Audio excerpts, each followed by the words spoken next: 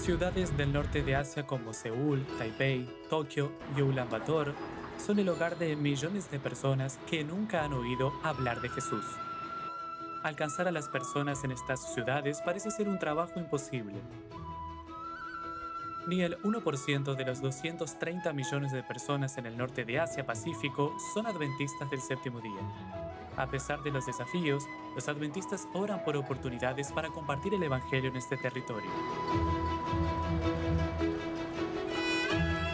La Iglesia Adventista de Japón invitó a la Conferencia General y a la División del Norte de Asia-Pacífico para crear juntos a la Misión Poco Común, que es un movimiento para plantar iglesias y hacer discípulos. Puesto que Tokio es la ciudad más grande del mundo, este es un proyecto ambicioso. Trabajando junto con los líderes de la iglesia japonesa local, está un equipo de misioneros, aprendiendo el idioma y decidiendo cuál es la mejor manera de compartir a Jesús con los japoneses. Las tres parejas misioneras pasan horas todos los días preparándose para trabajar en el centro de Tokio. Lo que hace el trabajo difícil no es solo el tamaño de la población, aquí también hay mucha oposición hacia la religión. La sociedad japonesa es muy secular y muchas personas siguen la filosofía oriental. Otro desafío es el creciente aislamiento de los adultos mayores. Resulta difícil alcanzarlos para mostrarles compasión. Misioneros como Yuri y Lais están creando lazos con sus vecinos. Tareas sencillas como ir de compras, visitar el parque local y practicar su vocabulario japonés con los extraños de la calle son todas las oportunidades para hacer contacto. El equipo de misioneros se reúne cada sábado para orar, estudiar la Biblia, comer, reír, compartir desafíos y pensar en nuevas ideas juntos. Aya es un ejemplo de adventista local que tiene en su corazón el espíritu de misión poco común. Ella usa su casa como lugar de encuentro, especialmente para padres e hijos. Algunos han conocido la Biblia por primera vez en su sala de estar y otros han pedido que oren por sus familias. Poco a poco el trabajo se expande por todo Tokio. Con el tiempo, el equipo misionero también crecerá con la llegada de pioneros de misión global, el establecimiento de centros de influencia y la llegada de voluntarios y evangelistas. El desafío en la ciudad más grande del mundo puede parecer demasiado, pero el poder de Dios es mayor y puede derrubar cualquier barrera.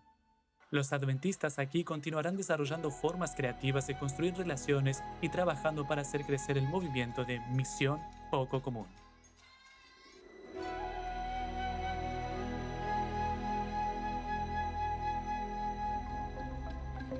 Hoy tengo una historia maravillosa para compartir con ustedes. La historia de transformación de un hombre que aceptó el llamado de Dios. Para eso necesitamos volver cerca de 2000 años atrás. El primer siglo de la era cristiana fue marcado por un movimiento misionero extraordinario e intenso. Y de cierto modo, esto fue posible gracias a la experiencia de muchas personas, pero especialmente de un hombre. Un fariseo llamado Saulo, a través del poder transformador de Jesucristo, se convirtió en Pablo el apóstol, uno de los instrumentos más poderosos que Dios usó para el inicio del movimiento que pronto se conocería como el cristianismo. Saulo era un erudito religioso muy respetado entre los judíos, que tenía una vida de plena dedicación a la tradición y religión judía. Él había sido entrenado a los pies del gran rabino Gamaliel. Saulo tenía en su corazón un ardiente deseo de hacer la voluntad de Dios en su vida.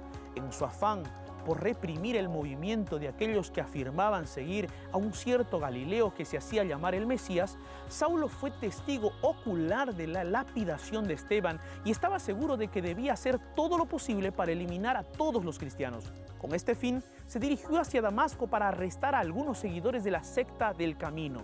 Pero Saulo poco sabía que en ese camino su vida cambiaría por completo. Con el corazón tomado por el deseo de destrucción, de repente tuvo un encuentro personal con el verdadero Mesías y fue completamente transformado por Jesucristo. En ese primer encuentro, donde el arrepentimiento, la rendición y la fe se hicieron realidad en su vida, él recibió el llamado a la misión. El llamado para vivir una vida de completa entrega y dedicación al plan de Dios en su vida. Pero ¿en qué consistía el llamado de Pablo? Escuchen las propias palabras de Jesús en el camino hacia Damasco. Me he aparecido a ti con el fin de designarte siervo y testigo de lo que has visto de mí y de lo que te voy a revelar. te libraré de tu propio pueblo y de los gentiles. Te envío a estos para que les abras los ojos y se conviertan de las tinieblas a la luz, a fin de que, por la fe en mí, reciban el perdón de los pecados y la herencia entre los santificados. Ese fue el llamado de Pablo. Este es también el llamado para cada uno de los que aceptan seguir a Jesucristo. ¿Pero qué implica esto? Fuimos, así como Pablo, llamados a abrir los ojos de las personas a su verdadera necesidad, a llevarlas a una transformación que solo Dios puede efectuar para que puedan aceptar el perdón, la salvación ofrecida por el propio Dios. En el caso de Pablo, a partir de ahora, él tenía la misión de representar y presentar a Jesucristo como la única esperanza, la única solución a los problemas de la humanidad, el único camino hacia la verdadera transformación que todos necesitamos. Con esta convicción en su corazón y una nueva y extraordinaria experiencia de conversión, Pablo comienza su ministerio de servicio misional plenamente tomado por la convicción del llamado y de la misión que Dios había puesto sobre sus hombros. Y él declaró inequívocamente: para proclamarlo me nombró heraldo y apóstol. Digo la verdad y no miento. Dios me hizo maestro de los gentiles para enseñarles la verdadera fe. Sin duda, Pablo estaba decidido a ver crecer el reino de Dios en cada parte de este mundo.